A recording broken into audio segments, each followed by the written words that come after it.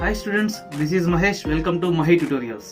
Students, ఈరోజు మన వీడియోలో మనం 8 మార్క్స్ ప్రాబ్లమ్స్ని ఈరోజు చెప్పుకుందాం. అంటే 8 మార్క్స్ క్వశ్చన్స్కి అడిషనల్గా ప్రాబ్లమ్స్ వస్తాయి. సో ఆ ప్రాబ్లమ్స్ని ఈ వీడియోలో చెప్పుకుందాం. అలాగే నెక్స్ట్ వీడియోలో 4 మార్క్స్ క్వశ్చన్స్లో ప్రాబ్లమ్స్ ఏమైతే ఉన్నాయో అవి చెప్పుకుందాం. అలాగే 2 మార్క్స్ ప్రాబ్లమ్స్ కూడా చెప్పుకుందాం. సో టోటల్గా ఇవన్నీ కూడా నెక్స్ట్ కంటిన్యూషన్ 3 వీడియోస్లో ఉంటాయి. ఇప్పుడు నేను చెప్పే వీడియోస్ అన్నీ కూడా సెకండ్ ఇయర్కి సంబంధించినవి. సో ఫస్ట్ ఇయర్కి సంబంధించింది డే బై డే, సెకండ్ ఇయర్కి సంబంధించింది డే బై డే అప్లోడ్ చేస్తూ ఉంటాను. ఓకే స్టూడెంట్స్, నా వీడియోస్ మీ అందరికీ నచ్చి లైక్ చేస్తూ నాకు సపోర్ట్ చేస్తున్నందుకు థ్యాంక్ యూ. అలాగే మీ ఫ్రెండ్స్కి కూడా షేర్ చేయండి. ఇంకా let's start our video.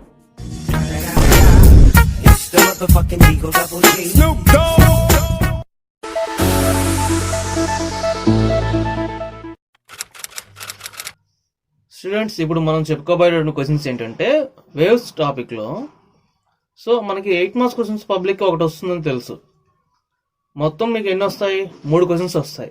So ఈ 3 క్వశ్చన్స్కి మీకు అటాచ్డ్ ప్రాబ్లమ్స్ వస్తాయి. సో వేవ్స్లో కొన్ని ఇంపార్టెంట్ ప్రాబ్లమ్స్ ఉన్నాయి, అవి చెప్తాను.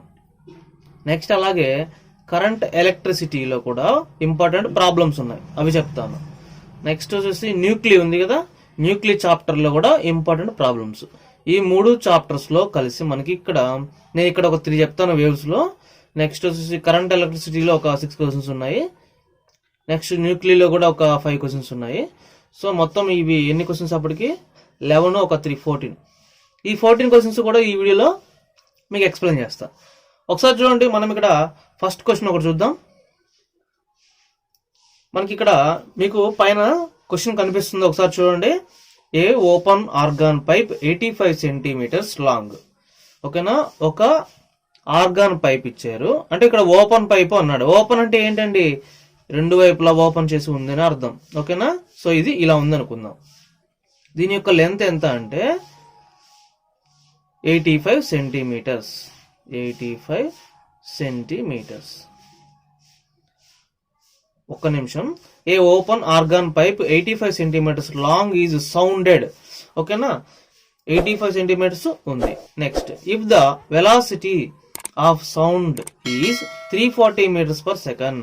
సో ఇందులో ఉన్నటువంటి సౌండ్ యొక్క వెలాసిటీ 340 మీటర్స్ పర్ సెకండ్ తీసుకోమన్నారు.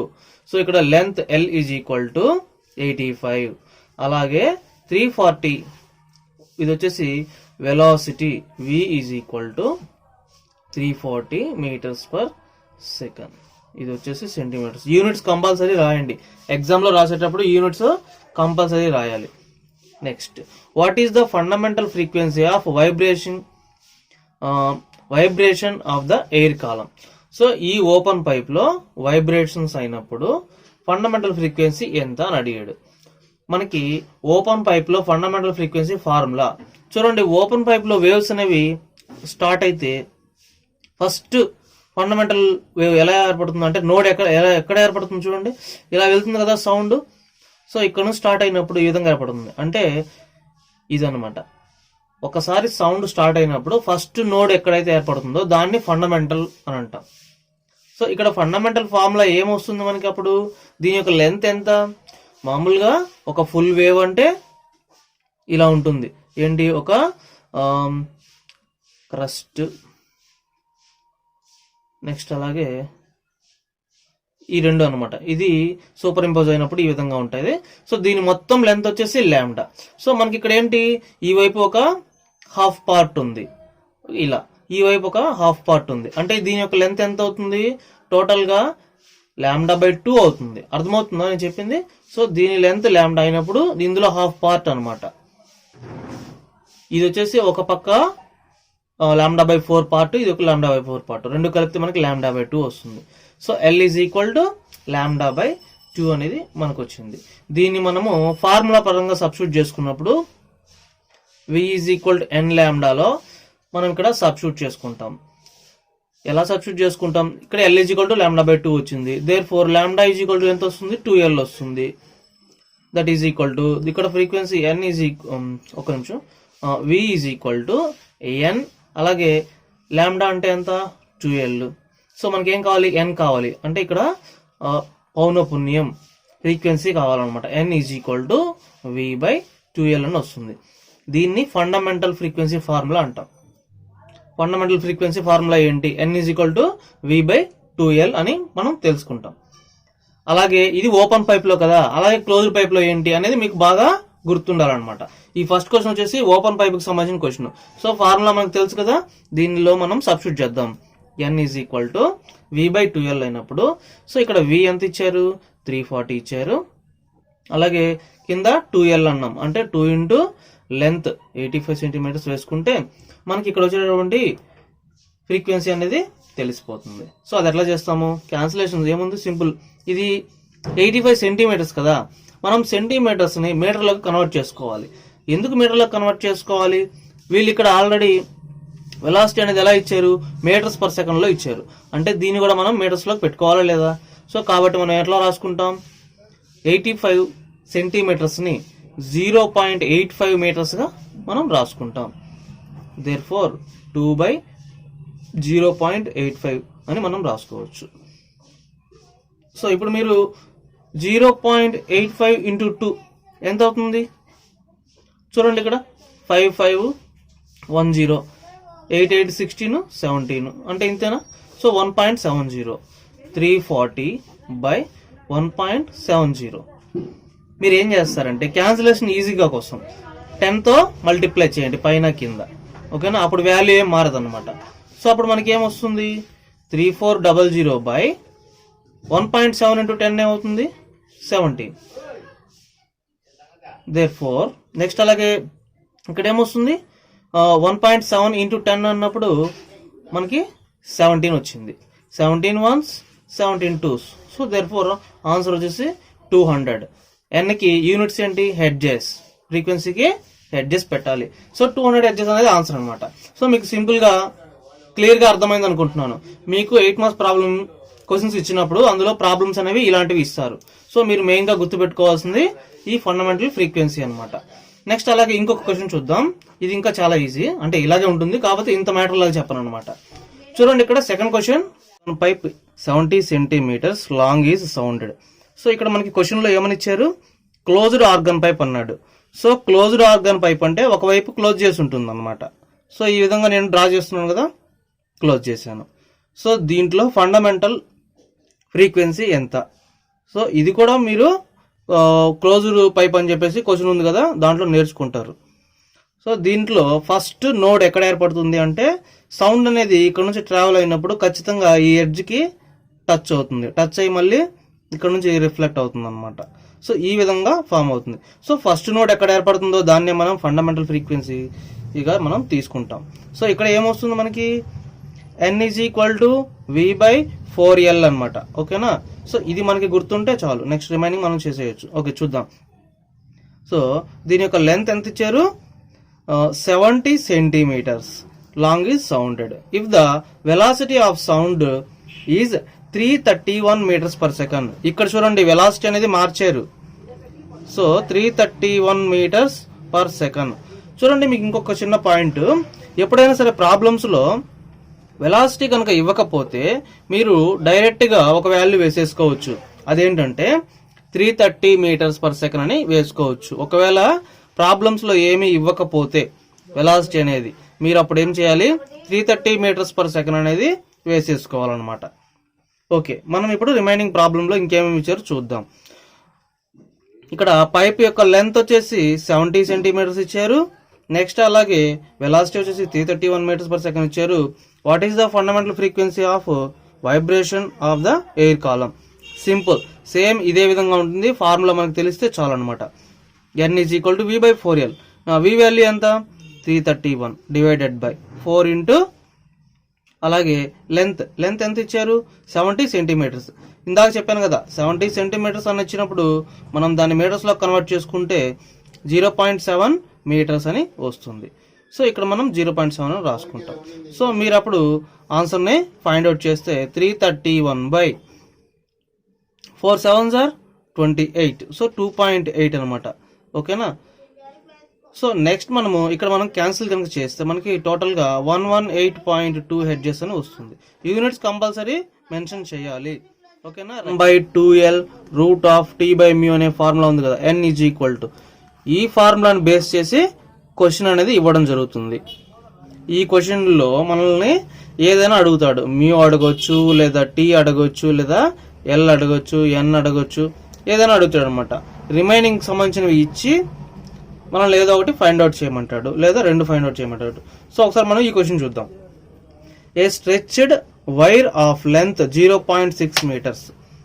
సో ఇక్కడ ఒక వైర్ అనేది ఇచ్చున్నాడు. ఈ వైర్ యొక్క లెంత్ ఎంత అంటే 0.6 మీటర్స్ అంట. L is equal to 0.6 meters. Is observed to vibrate the frequency of. So దీని యొక్క ఫ్రీక్వెన్సీ ఎంత ఉంది? N is equal to 30 hertz ఉంది. Next the fundamental mode. Fundamental మోడ్లో ఈ విధంగా ఉందన్నమాట. సో మనము ఎలా చేయాలో చూద్దాం. నెక్స్ట్ అలాగే if the string has a linear mass. So ఇక్కడ mass density, linear mass density ఉంది కదా, సో అది కూడా ఇచ్చేసారు. So mu is equal to 0.05 kg/meters. Next so ఈ విధంగా మనకు డేటా ఇచ్చి రెండు క్వశ్చన్స్గా ఇచ్చాడు, ఏబి అని. The velocity of propagation of transverse wave in the string. ఒక క్వశ్చన్ వచ్చేసి వి కనుక్కోమన్నారు. నెక్స్ట్ ఇంకో question the tension of the string, T కూడా కనుక్కోమన్నారు. సో మనం ఈ క్వశ్చన్ని అంటే స్టేషనరీ వేవ్స్ క్వశ్చన్ని సాల్వ్ చేసేటప్పుడు 3 లాస్ రాస్తాం.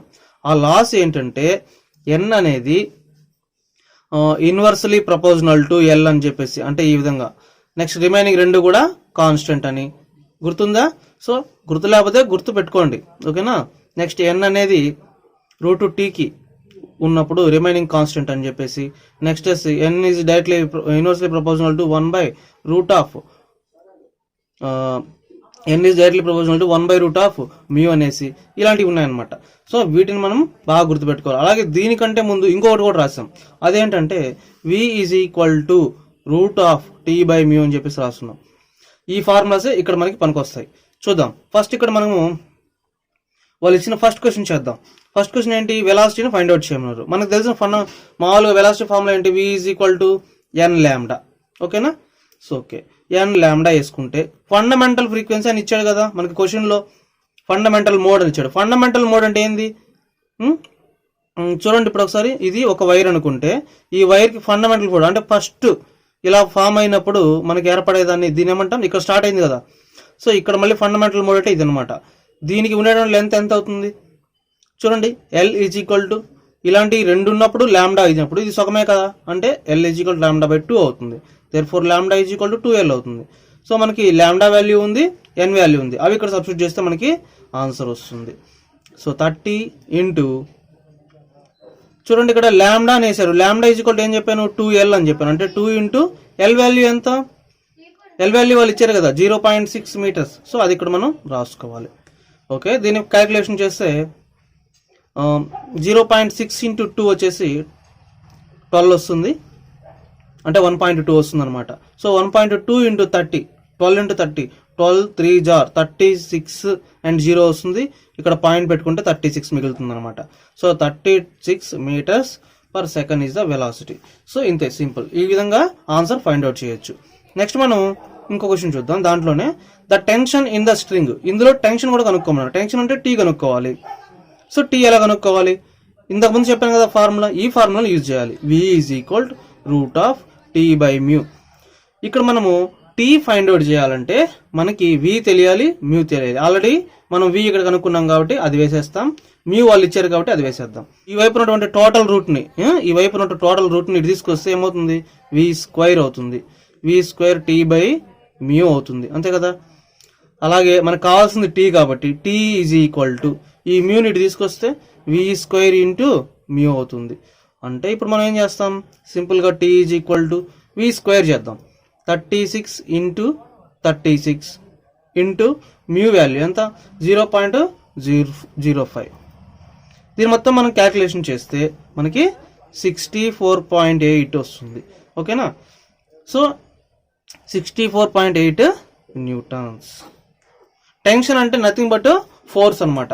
ఒక స్ట్రింగ్ అనేది ఈ విధంగా కిందకి గ్రావిటేషనల్ ఫోర్స్ కిందకి లాగుతూ అప్లై అయినప్పుడు దాన్ని మనం టెన్షన్ అని పిలుస్తాం అనమాట. సింపుల్ పెండలంలో మీకు అర్థమవుతుంది టెన్షన్ అనే పదానికి మీనింగ్ అనేది కరెక్ట్గా అర్థమవుతుంది అనమాట. దాన్ని ఇమాజిన్ చేసుకోండి. ఉన్నాయి కదా, వీటికి సంబంధించి మీరు ఇంకేదైనా నేర్చుకోండి. ఇవైతే మెయిన్ అనమాట. ఎప్పుడు లాస్ట్ ఇయర్లో, అంతకుముందు ఇయర్లో కానీ ఇయర్ బై ఇయర్ ఏదో ఒక క్వశ్చన్ ఈ మూడిట్లో వస్తూ ఉంటుంది. సో ఈ ఇయర్ కూడా ఈ మూడిట్లో ఒక క్వశ్చన్ వస్తుంది.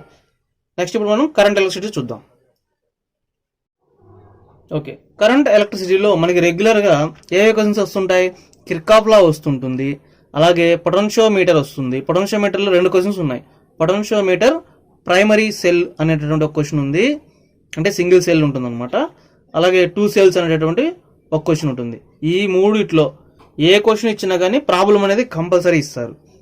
ఓకే, ఇప్పుడు మనము దానికి సంబంధించి ఒక 5 ప్రాబ్లమ్స్ చూద్దాము. దీంట్లో క్వశ్చన్ నెంబర్ 1 వేసుకుంటే క్వశ్చన్ చూడండి. 3 రెసిస్టర్స్, 3 రెసిస్టర్స్ అనమాట.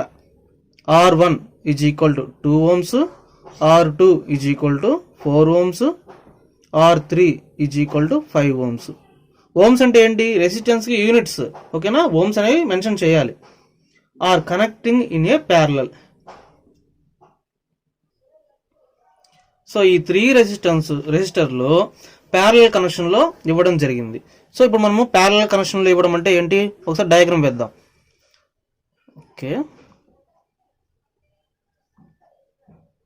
ఇవి రెసిస్టెన్స్ అనమాట. R1, R2, R3. ఈ మూడింటిని కూడా కనెక్షన్ ఇచ్చేద్దాం. సో వీటికి వోల్టేజ్ కూడా ఇచ్చారు, పొటెన్షియల్ డిఫరెన్స్ అనమాట. V ఈజ్ ఈక్వల్ టు 20 ఇచ్చారనమాట. ఓకేనా, అలాగే R1 వాల్యూ ఎంత ఇచ్చారు? 2 ohms ఇచ్చారు. అలాగే R2 ఎంత ఇచ్చారు? 4 ohms. R3 ఎంత ఇచ్చారు? 5 ohms పొటెన్షియల్ ఇచ్చారు. ఈ విధంగా కనెక్షన్ చేసినప్పుడు మనకి టోటల్ రెసిస్టెన్స్ ఎంత చెప్పమన్నారు. సో ఈ విధంగా కాంబినేషన్ ఇస్తే టోటల్ రెసిస్టెన్స్ ఎంత, ఇదే మోడల్లో ఉంటాయి. ప్యారలల్ కానీ సిరీస్ కానీ ఏదో ఒకటి అడుగుతూ ఉంటారు అనమాట ఎవ్రీ ఇయర్. సో మీరేం చేస్తారు? ఫస్ట్ ఆ ఫార్ములాస్ని బాగా నేర్చుకోండి. రెండు ఫార్ములాస్ ఏముంది? ప్యారలల్లో ఇస్తే ఏమొస్తుంది, సిరీస్లో ఇస్తే ఏమొస్తుంది. సో ప్యారలల్లో ఇచ్చినప్పుడు రెసిస్టెన్స్కి వచ్చేటటువంటి resultant 1/R is equal 1/R1 plus 1/R2 plus 1/R3. ఇంతే, సింపుల్. సిరీస్ అయితే R is equal R1 plus R2 plus R3 అని వస్తుంది అనమాట. ఇది రెసిస్టెన్స్కి మాత్రమే. కెపాసిటర్కి అయితే రివర్స్, దీనికి రివర్స్ వస్తుంది. ఓకే, మనం ఆన్సర్ ఫైండ్ అవుట్ చేద్దాం. 1/R is equal to 1/2 plus 1/4 plus 1/5. 2కి 4కి 5కి ఎల్సిఎం చేద్దాం. 2, 4, 5. 2కి 4కి ఎల్సిఎం ఎంత వస్తుంది? 4 వస్తుంది. 5కి 5. సో రెండింటికి మనము ఏ టేబుల్లో ఉండవు కాబట్టి 4 × 5 20. సో 2 20తో ఎన్ని టైమ్స్ పోతుంది? 10. 4 5 times, 5 4 times. So this is the total answer. అయితే మనకి 1/R ఈజ్ ఈక్వల్ టు 19/20 కాబట్టి సో మనం దీన్ని ఎలా రాసుకుంటాం?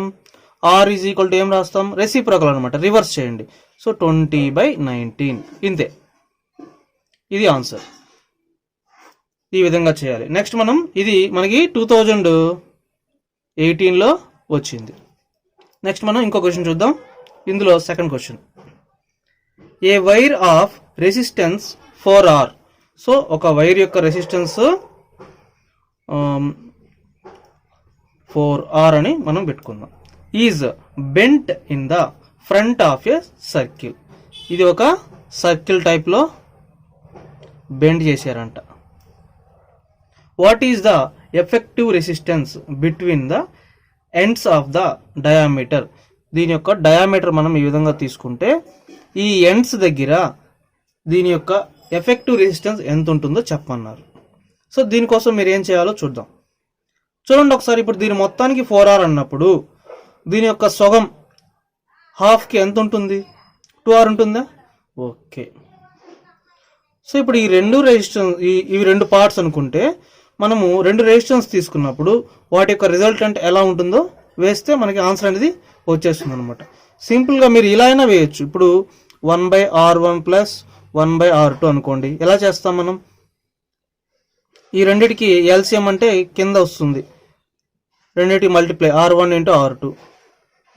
నెక్స్ట్ వచ్చేసి ఈ వైపు ఏమొస్తుంది, R2 ప్లస్ అలాగే 1 ఇంటూ R1 ఇలా వస్తుందా కదా. నెక్స్ట్ అయితే ఇక్కడ మనకి 1/R వచ్చింది కదా, మనం R కనుక్కోవాలంటే ఏం చేస్తాం, రెసిప్రోకల్ చేస్తాం, అంటే R1 R2/R1 ప్లస్ R2. ఇంతే, సింపుల్. ఓకే, మనం ఇక్కడ ఫైండ్ అవుట్ చేద్దాం. R1 ఇంటూ R2 ఈ రెండింటిని మల్టిప్లై చేద్దాం. 2 ఇంటూ 2 ఎంత, 4R. R1 plus R, 2 plus 2 ఎంత, 4R. ఫైండ్ అవుట్ చేస్తే 1 Ω. ఇంతే, సింపుల్ ఆన్సర్. ఓకే, నెక్స్ట్ మనం ఇంకో క్వశ్చన్ చూద్దాం. థర్డ్ క్వశ్చన్ చూడండి. అంటే ఎగ్జామ్లో పొటెన్షియోమీటర్ ప్రైమరీ సెల్ ఇస్తేనే ఈ ప్రాబ్లం ఇవ్వాలి, సెకండరీ 2 సెల్స్ ఉండేది ఇస్తే ఈ ప్రాబ్లం ఇవ్వాలి అని ఏం లేదు. ఏ ప్రాబ్లం అయినా ఇస్తాడు, అది వాడి ఇష్టం. ఓకేనా.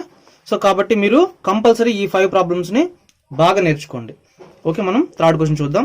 ఏ potentiometer wire is 5 meters long, length ఎంత, 5 meters. ఏ పొటెన్షియల్ డిఫరెన్స్ ఎంత, voltage 6 volts is maintained between its end. So దాని యొక్క ఎండ్స్ మధ్య 6 volts మెయింటైన్ చేస్తుంది అనమాట. Find the EMF of a cell which balance against a length of the 180 centimeters. So 180 centimeters దగ్గర దాని యొక్క balancing చేసేటటువంటి ఆ సెల్స్ మధ్య ఉండేటటువంటి ఈఎంఎఫ్ ఎంత మనం ఫైండ్ అవుట్ చేయాలి. సో ఇప్పుడు మనం ఈఎంఎఫ్ ఫైండ్ అవుట్ చేద్దాం. సో ఈఎంఎఫ్ మనం ఫైండ్ అవుట్ చేయాలంటే మనకి కంపల్సరీ ఫస్ట్ తెలియాల్సింది ఈఎంఎఫ్ ఫార్ములా తెలియాలి. E is equal to πL. ఓకేనా. E is equal to πL. π అంటే ఎలక్ట్రిక్ ఫ్లక్స్, L అంటే లెంత్. ఎలక్ట్రిక్ ఫ్లక్స్ అంటే ఎలా చెప్తారు, π is equal to V/L. Okay, మనకి వాళ్ళు ఇచ్చిన డేటా ప్రకారం మనం చేసుకుంటా వద్దాం. First V potential difference, V is equal to 6 volts ఇచ్చారు. నెక్స్ట్ లెంత్ 5 meters ఇచ్చారు. మనల్ని 180 centimeters దగ్గర కనుక్కోమన్నారు. అంటే ఇక్కడ లెంత్ ని వాడు 5 meters ఇచ్చినప్పుడు మనం దాన్ని కూడా సెంటీమీటర్స్ లోకి కన్వర్ట్ చేసుకోవాలి. సో కన్వర్ట్ చేసుకున్నప్పుడు మనకి ఎంత వస్తుంది, 500 centimeters వస్తుంది. నెక్స్ట్ అలాగే లెంత్ చూద్దాం, L is equal to 180 centimeters. So మనకు కావాల్సిన డేటా అయితే వచ్చేసింది. సో దీని తర్వాత మనం ఏం చేస్తాము, ఈ ఫార్ములాని యూజ్ చేసి పై కనుక్కుందాం. V is equal to pi is equal to V/L. V is equal to 6 volts, L is equal to 500 centimeters. Therefore V/cm. మనం ఒకసారి దీంట్లో సబ్స్టిట్యూట్ చేద్దాం. EMF E is equal to pi అంటే 6/500 into length is equal to 180. Cancel చేద్దాం, 0 and 0. 2 are 54/25. 25 2s ఎంత, 50. ఇంకెంత ఉంది అక్కడ, 50 పోతే 4 ఉంది. 25 1s, 4 పక్కన 0 వస్తుంది కదా, 25 పోతే ఇంకెంత ఉంది, 15 ఉంది. 15 పక్కన మళ్ళీ ఇంకొక 0 పెట్టుకుంటే 25 6 సరిపోతుంది answer. So answer is 2.16 volts. Okay, next వచ్చేసి ఇంకో క్వశ్చన్ చూద్దాం. నెక్స్ట్ ఫోర్త్ క్వశ్చన్ చూడండి.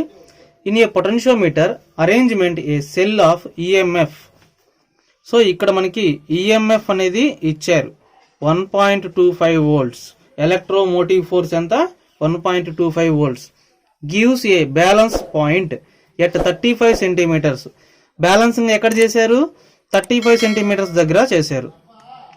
35 centimeters length of the wire. If the cell is replaced by another cell. So ఆ సెల్ ప్లేస్ లో మనకి ఇంకొక సెల్ పెట్టారంట. Cell and the balance is point shift.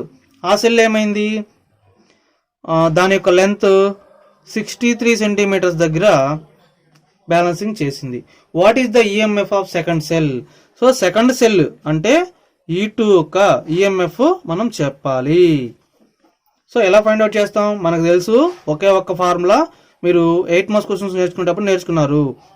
E1/E2 is equal L1/L2.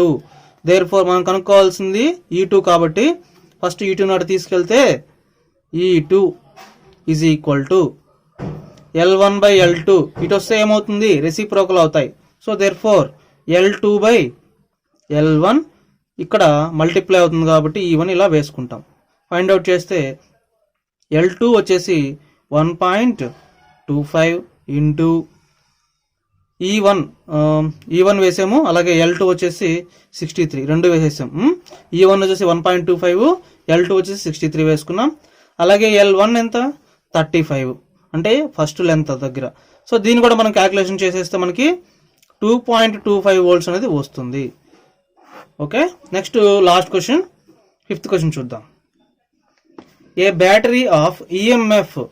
So ఇక్కడ EMF is equal to 10 volts ఇచ్చారు. Internal resistance R is equal to 3 ohms ఇచ్చారు. Is connected to a resistor if the current in the circuit is 0. Current I is equal to ఎంత 0.5 amperes. What is the resistance of the resistor.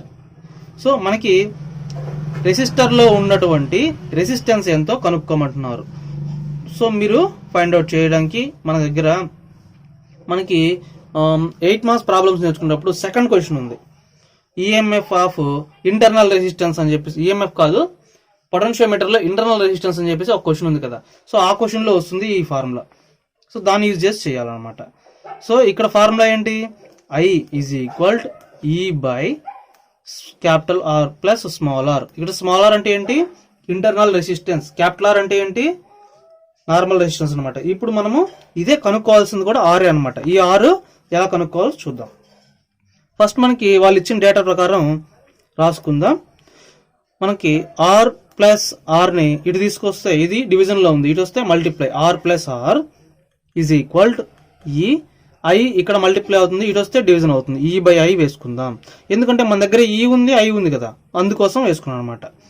So 10/0.5 వేసుకుంటే మనకి answer 20 amperes వస్తుంది. Sorry 20 అనేది answer వస్తుంది. ఈ 20 ఏంటి, రెండు రెసిస్టెన్స్లు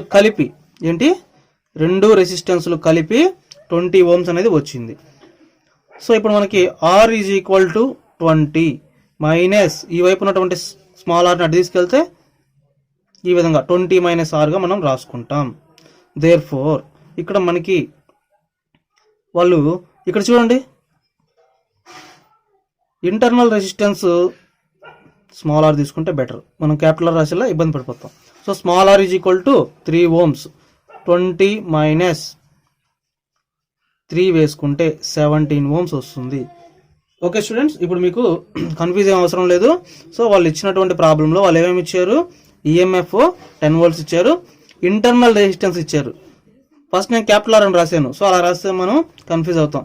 సో స్మాల్ ఆర్ లేదా R1 R2 అని పెట్టుకోవచ్చు. Small are is equal to 3 ohms, I ఇచ్చారు. సో దాన్ని యూజ్ చేసుకొని ఫార్ములాలో సబ్స్టిట్యూట్ చేస్తాం. R వాల్యూ వచ్చేసింది. మనల్ని ఇక్కడ ఏమడిగారు లాస్ట్లో, circuit is closed of the old battery కనుక్కోమంటాం. అంటే బ్యాటరీలో ఉన్నటువంటి టోటల్ వోల్టేజ్ మనం చెప్పాలి. అంటే V is equal to IR కదా, దాంట్లో సబ్స్టిట్యూట్ చేసుకుంటే వచ్చేస్తుంది అనమాట ఆన్సర్. ఈ R వాల్యూ వేయాలి, అలాగే ఇక్కడ కరెంట్ వాల్యూ వేయాలి. 0.5 ఇంటూ 17 సబ్స్టిట్యూట్ చేస్తే మనకి 8.5 ohms వస్తుంది. ఓకే స్టూడెంట్స్, ఈ 5 క్వశ్చన్స్ కూడా ఈ చాప్టర్లో ఇంపార్టెంట్ మోడల్స్. సో ఏమి ఇచ్చినా ఈ మోడల్లోనే ఇస్తారు, ఇంకా అంతకు మించి ఇవ్వరు అనమాట. సో మీకు ఎటువంటి డౌట్ లేదు, మీకు ఓన్లీ ఆన్సర్ పెడితే అర్థం కాదు కదా, అందుకే నేను అర్థమయ్యేటట్టుగా ఎక్స్ప్లెయిన్ చేస్తూ వీడియో పెడుతున్నాను. మీకు ఏదైనా డౌట్ ఉంటే కామెంట్ చేయండి. ఓకే, నెక్స్ట్ మనము న్యూక్లియర్ చాప్టర్లో చూద్దాం. ఓకే స్టూడెంట్స్, ఇప్పుడు మనము న్యూక్లియర్ చాప్టర్లో చూద్దాము. న్యూక్లియర్ చాప్టర్లో కూడా మనకి 4 ప్రాబ్లమ్స్ ఉన్నాయి. 4 ప్రాబ్లమ్స్లో మనకి ఇంపార్టెంట్ అనమాట. సో అవే ఒకసారి చూసుకోండి, ఇంకంతకు మించి మీకు అవసరం లేదు. ఓకే, ఇందులో first question compare the ratio of 2 nucleus with mass numbers 27 and 64. So మనకి 27 and 64 అనేవి రెండు న్యూక్లియస్లో యూజ్ చేసేటువంటి మాస్ నెంబర్స్. అయితే మనకి వీటి యొక్క రేషియో కనుక్కోమన్నారు. రేషియో అంటే ఏముంది, సింపుల్, R1/R2 అని వేసుకుంటే సరిపోతుంది. సో దాన్ని ఎలా వేయాలో చూద్దాం, అలాగే దాన్ని ఎలా చేయాలో కూడా చూద్దాం. సో మనకి R1/R2 అనేవి మనం వేయాలంటే దీనికంటే ముందు మనకి ఒకటి తెలియాలి. సో అదేంటంటే R అనేది ఎప్పుడు కూడా A⁻1/3 అంటే క్యూబ్ రూట్ ఆఫ్ A, దానికి ఎన్ని రెట్లు ఎక్కువగా ఉంటుంది అనేది మనకి తెలియాలన్నమాట. సో అది కూడా మనము ఫస్ట్ ఇది తెలిస్తేనే అవన్నీ చేయగలం. ఓకేనా, ఒక్కసారి మనము చేసి చూద్దాము. R1/R2 is equal to A1/A2 whole power 1/3, that is equal to 27/64. A1 అంటే 27, A2 అంటే 64, పవర్ 1/3. 27 ని మనం ఎలా రాసుకోవచ్చు చూడండి. ఇక్కడ 3 into 3 9, 9 into 3 27. సో 3 క్యూబ్ ని మనం 27 గా రాసుకోవచ్చు. అలాగే 4 క్యూబ్ ని మనం 64 గా రాసుకోవచ్చు. ఓకేనా, so whole power 1/3. Therefore మనకి ఇక్కడ 3/4 హోల్ పవర్ 3. ఓకేనా, హోల్ పవర్ 3/1/3. దేర్ ఫోర్ ఇక్కడ ఏమైంది, క్యాన్సిల్ అయిపోయింది. ఇంకా రిమైనింగ్ ఏం మిగిలింది మనకి 3/4. అంటే దీని యొక్క రేషియో ఎంత మనకి 3:4. ఇది ఆన్సర్ అన్నమాట. ఓకే, మనం అలాగే ఇప్పుడు సెకండ్ క్వశ్చన్ చూద్దాం. ఓకే స్టూడెంట్స్, ఇప్పుడు మనం సెకండ్ క్వశ్చన్ చూద్దాం. Platinum decay with a half life of 24,000 years. So platinum decay అవడానికి 24,000 ఇయర్స్ పడుతుంది. ఇటు platinum is stored 72,000 years. 72,000 years platinum కనుక మనం స్టోర్ చేసి ఉంచితే what fraction of it remains. So అక్కడ రిమైనింగ్ ఎంత ఉంటుంది. సో హాఫ్ లైఫ్ పీరియడ్ అంటే ఏం చెప్తుంది మనకి, దాని యొక్క హాఫ్ లైఫ్ పీరియడ్ అనేది గడిచిపోయిన తర్వాత ఆ మెటీరియల్ అనేది ఏదైనా సరే అది ఎంత అయితే మనం స్టోర్ చేసామో దాంట్లో హాఫ్ అయిపోతుంది అనమాట. సో ఇక్కడ మనం ఫార్ములా గమనించండి. సో మనం ఇక్కడ n నెంబర్ ఆఫ్ అనేది స్టోర్ చేసి పెట్టాం. సో 24,000 ఇయర్స్ కి అక్కడ ఏమవుతుంది, హాఫ్ అయిపోతాయి, అంటే n0/2 అయిపోతాయి. నెక్స్ట్ మళ్ళీ 24,000 ఇయర్స్ కి ఏమవుతుంది, మళ్ళీ అక్కడ n/2 ఎంత అయితే ఉందో దాంట్లో n/4, అంటే దాంట్లో సగం అయిపోతాయి అనమాట. నెక్స్ట్ మళ్ళీ ఏమవుతుంది, n0 దాంట్లో మళ్ళీ ఇంకో సగం అయిపోతాయి, అంటే ఎన్ని అయితే మనం పెట్టామో దాంట్లో 8వ వంతు అనమాట. సో ఇక్కడ మనము 72,000 ఇయర్స్ పాటు స్టోర్ చేస్తే 24,000 ఇయర్స్, 24,000, 24,000, సో 72,000 ఇయర్స్ అయిపోయింది. 72,000 ఇయర్స్ తర్వాత మనకి ఎంత మిగిలి ఉంటుంది అక్కడ ప్లాటినం అంటే మనం ఎంత పెట్టామో దాంట్లో 1/8 అనమాట. ఏంటి, 1/8. Therefore so after 72,000 years, after 72,000 years the amount of the life is n0/8. so then the fraction left of 1/8 అన్నమాట. సో మనం సింపుల్ ఇంతే ఆన్సర్, ఇంకేం రాయలేదు.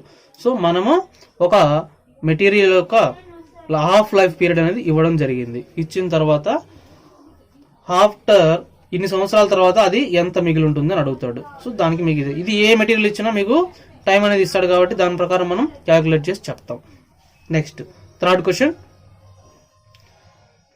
ఏ certain substance decay to 1/32 of its initial activity. So దాని యొక్క initial activity ఎంతైతే ఉందో దాంట్లో 1/32 ఆఫ్ డికే. సో 1/32 వంతు అనేది తగ్గిపోతూ ఉంటుంది అనుకుందాం. So in the 25 days after 25 days 25 రోజుల్లో దాంట్లో ఉన్నటువంటిది మనం ఎంతైతే పెడతామో దాంట్లో 32% అనేది తగ్గిపోయింది అనుకుందాం. So calculate the half life. దీన్ని బట్టి మనము దాని యొక్క హాఫ్ లైఫ్ పీరియడ్ ఎంత అనేది క్యాలిక్యులేట్ చేసి చెప్పాలన్నమాట. సో దీనికోసం మనం ఏం చేయాలి, ఫ్రమ్ ద డేటా, ఓకేనా, from the data m/m0 is equal to 1/32. therefore m/m0 m naught m by m naught is equal to 1 by 2n 2 power n 2 power n. therefore మనము 32ని ఎలా రాసుకోవచ్చో చూద్దాం. 2 పవర్ ఎంత రాస్తే మనకి 32 వస్తుంది. 2 into 2 4, 4 into 2 8, 8 into 2 16, 16 into 2 32 అంటే 2 power 5 రాస్తే మనకి 32 వస్తుంది అనమాట. So 1/32 is equal to 1/2 power 5గా మనం రాస్తాము. ఓకేనా. దేర్ఫోర్ ఇక్కడ n వాల్యూ ఎంత వచ్చింది మనకి? n వాల్యూ వచ్చేసి 5. సో 25/5 అనమాట. ఎంత? 25/5 is equal to 5 days. So ఇంతే ఆన్సర్. సింపుల్. దాని యొక్క హాఫ్ లైఫ్ వచ్చేసి 5 days. ఓకే, నెక్స్ట్ మనం ఇంకో క్వశ్చన్ చూద్దాం. Last question.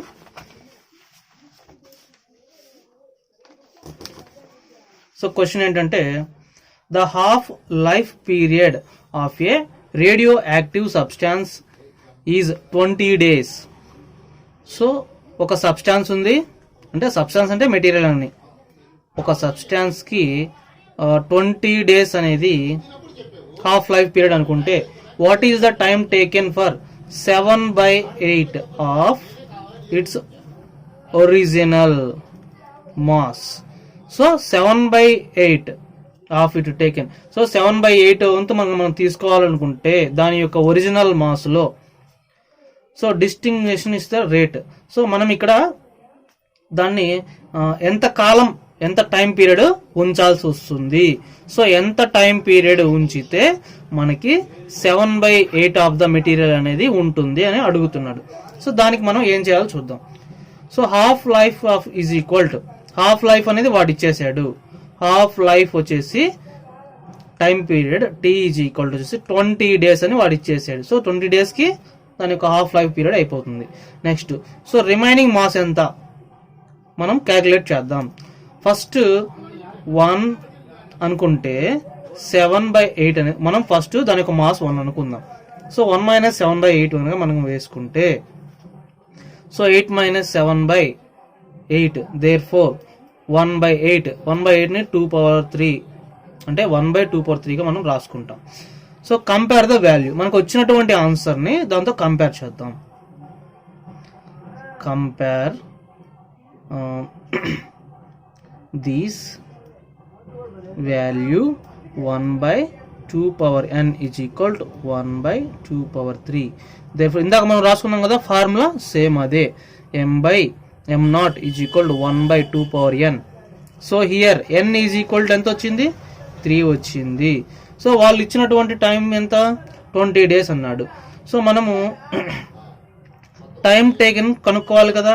So time taken T is equalled n into capital T. So ఇక్కడ 3 వచ్చేసి నెంబర్ ఆఫ్ టైమ్స్ అనమాట n. అలాగే వాడు ఇచ్చినటువంటి హాఫ్ లైఫ్ పీరియడ్ వచ్చేసి 20. సో మొత్తం కూడా ఎంత వస్తున్నప్పుడు 60 days అవుతుంది. సో 60 daysకి ఆ మెటీరియల్ యొక్క మాస్ ఎంతైతే ఉందో దాంట్లో 7/8 వంతు అనేది మనకి వస్తుంది అనమాట. ఓకే స్టూడెంట్స్, ఇప్పటి వరకు నేను చెప్పినటువంటి క్వశ్చన్స్ ఇంపార్టెంట్వి, రెగ్యులర్గా పబ్లిక్ ఎగ్జామ్స్లో ఈ క్వశ్చన్ కాకపోతే ఇంకో క్వశ్చన్ అనేది అడగడం జరుగుతూ ఉందన్నమాట. సో కాబట్టి నేను ఏవైతే మీకు ఎక్స్ప్లెయిన్ చేశానో వాటికి సంబంధించి పీడిఎఫ్ లింకు డిస్క్రిప్షన్లో ఇస్తాను. ఒకవేళ మీకు డిస్క్రిప్షన్లో ఓపెన్ అవ్వకపోతే టెలిగ్రామ్ లింక్ అనేది లేదా నా వాట్సాప్ గ్రూప్ ఉంది, దాంట్లోకైనా జాయిన్ అయి ఉండండి. నెక్స్ట్ వచ్చేసి జాయిన్ అయి ఉంటే ఏమవుతుంది, నేను అక్కడ కూడా పెడతాను కాబట్టి మీకు తెలుస్తుంది. ఓకేనా. కాకపోతే నాదొక చిన్న రిక్వెస్ట్, నేను టెలిగ్రామ్ గ్రూప్లో పెట్టినా కానీ చాలా మంది రావడం లేదు అని చెప్తున్నారు. మీరు ఒకసారి సరిగ్గా చూడండి. ఎందుకు రావడం లేదు అంటే మీరు లాగిన్ అయ్యి ఉండరు. మీరు లాగిన్ అవ్వకపోతే అది సరిగా రాదు. సో జాగ్రత్తగా దాన్ని మీకు తెలియకపోతే మీ ఫ్రెండ్స్నైనా అడిగి టెలిగ్రామ్లో ఎందుకు రావట్లేదో తెలుసుకోండి. ఓకేనా. చాలా మందికి వస్తుంది కానీ కొంతమంది వరకు రావడం లేదని నాకు మెసేజ్లు చేస్తూ ఉన్నారు. దాదాపు ట్రై చేయండి. ఎందుకంటే నేను అట్లా చాలామంది నన్ను అడగడం వల్ల వాళ్ళకి మళ్ళీ సెండ్ చేశాను. సో అట్లా చాలామందికి చేయాల్సి వస్తూ ఉంది. ఇప్పుడు నేను ఏదో ఒక పనిలో ఉంటాను కదా, ఆ టైంలో నేను సెండ్ చేయడం కుదరట్లా. కాబట్టి టెలిగ్రామ్లో ఉంటాయి, డౌన్లోడ్ చేసుకోండి యాజ్ మై రిక్వెస్ట్. లేదా మీరు చెప్పే వీడియోని కనుక కొంచెం స్లో మోషన్లో అయినా పెట్టుకొని రాసుకోండి. మ్యాక్సిమం అయితే పీడిఎఫ్ దొరుకుతుంది. అది ఇంకొక చిన్న మాట, ఎంత పీడిఎఫ్ ఉన్నంత మాత్రాన దాన్ని మనము ఫోన్లో చూస్తే చదువుకోవడం చాలా కష్టం. మీరు ఫోన్లో చూసిన దాన్ని బుక్లో రాసుకుంటేనే మీ మైండ్లోకి ఎక్కుతుంది. సో కాబట్టి పీడిఎఫ్ని నమ్ముకోబాకండి, అది చూస్తా ఫోన్లో ఎవరు పిల్లలు చదవలేరు. సో కాబట్టి మ్యాక్సిమం దాన్ని పీడిఎఫ్ని ప్రింట్అవుట్ తీసుకోవడమో లేకపోతే నోట్స్లో రాసుకొని చదువుకోవడమో చేయండి. ఓకే స్టూడెంట్స్, ఈ రోజుకి ఈ వీడియో ఇంతవరకు. నెక్స్ట్ రేపటి వీడియోలో రిమైనింగ్ క్వశ్చన్స్ అంటే రిమైనింగ్ ప్రాబ్లమ్స్ అనే పెడతాను. రేపు కూడా నేను సెకండ్ ప్రాబ్లమ్సే పెడతాను. కుదిరితే రేపు పెట్టేస్తాను, ఎందుకంటే 4 మార్క్స్ చాలా ఎక్కువ ఉన్నాయి. కుదిరితే రేపు పెట్టేస్తాను, లేదంటే ఎల్లుండి పెడతాను అనమాట. Okay, thanks for watching my videos. Bye.